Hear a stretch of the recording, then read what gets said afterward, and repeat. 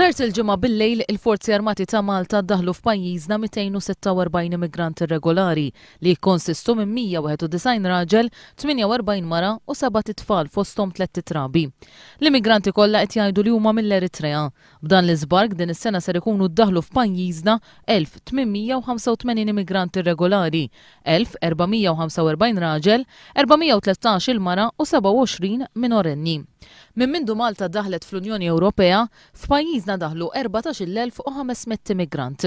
Minn dawn l-immigranti kollha li daħlu f'pajjiżna, il-pajjiżi membri tal-Unjoni Ewropea ħadu biss 600 immigrant, iġifieri 4% tat-total kollu. F'pajjiżna jidħlu medja ta' 1605 immigranti irregolari ta' kull sena. Minn dawn il-pajjiżi membri tal-Unjoni Ewropea jieħdu minn pajjiżna medja ta' 65 immigrant ta' kull sena.